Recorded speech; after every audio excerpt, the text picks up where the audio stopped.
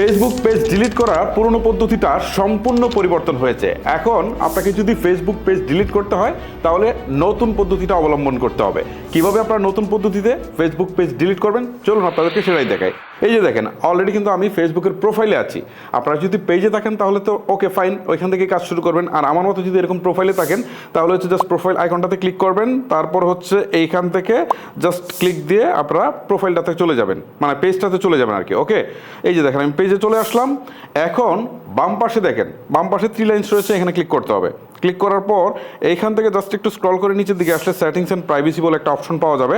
এই settings and প্রাইভেসিতে click করতে হবে, তারপর হচ্ছে আপনাকে সেটিংসে ক্লিক করতে হবে। ওকে, এই সেটিংসে ক্লিক করার পর একটু স্ক্রল করে নিচের দিকে আসবেন।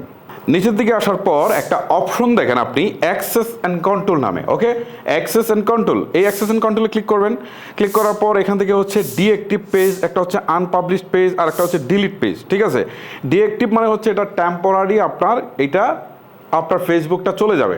ঠিক আছে, মানে কেউই দেখতে পারবে না, এই নামে সার্চ করলেও এই পেজটাকে খুঁজে পাবে না, টেম্পোরারি। পরবর্তীতে আপনি যখন রিঅ্যাক্টিভ করবেন তখন কিন্তু সবাই আবার এই আপনার পেজটাকে খুঁজে পাবে। আর একটা হচ্ছে আনপাবলিশড, এইটাও কিন্তু টেম্পোরারি। ঠিক আছে, এইটাকে আপনি আনপাবলিশড করে রাখতে পারবেন। আর সর্বশেষটা হচ্ছে ডিলিট, এইটা যদি করেন তাহলে চিরতরে আপনার পেজটা চলে যাবে। আমরা যেহেতু ডিলিট করবো সো এটা সিলেক্ট করছি। সিলেক্ট করার পর নিচে দেখেন কন্টিনিউ একটা অপশন আছে, এখানে ক্লিক করছি।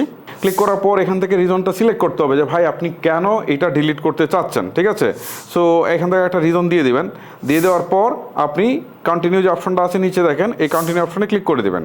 ক্লিক করে দেওয়ার পর এখান থেকে বলছে যে ভাই আপনার কি এইগুলো ডাউনলোড করবেন কিনা, এই পেজে তো অনেক ইনফরমেশন ছিল, ছবি ছিল, ভিডিও ছিল, এটা পোস্ট ছিল।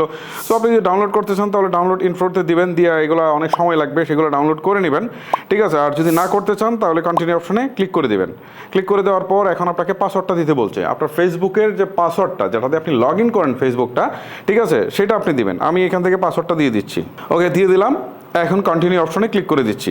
এখন এখান থেকে আবার তারা একটা সতর্কবাণী দিচ্ছে যে ভাই আপনি কি আসলেই করবেন কিনা। হ্যাঁ, আপনি যখন আসলেই করবেন, ঠিক আছে, আপনি কনফার্মেশনটা যখন দিবেন যে না আমি একদম স্থির করে ফেলেছি, আমার পেজটা আমি ডিলিট করে দিব। অনেকে হয় না যে ভুলবশত এই কাজটা করে ফেলতেছি, এই জন্য বারবার তারা এই পপআপগুলো দেয় আর কি। ওকে, সো আমি তো কনফার্ম, এই জন্য ডিলিট পেজ এখানে ক্লিক করে দিচ্ছি।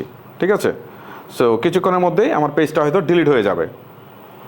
এই যে সুইচ করে এখানে চলে আসলো আমার যে মূল যে ফেসবুকের প্রোফাইল আছে এটাই। আমি যদি এটাতে যাই তাহলে এখানে চলে আসতে পারছি। ওকে, এখন এটাতে ঢুকতে গেলে আমার এখানে ফেসবুকের পাসওয়ার্ডটা দিয়ে ঢুকতে হবে।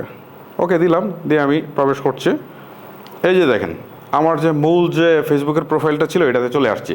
যাই হোক গাইস, এই হচ্ছে মূলত প্রসেস। ভিডিওটা লেন্দি করছি না, এখানে শেষ করছি। আজকের মতো আমি হিমেল বিদায় নিচ্ছি। দেখা হচ্ছে নতুন কোনো ভিডিওতে। আল্লাহ হাফেজ।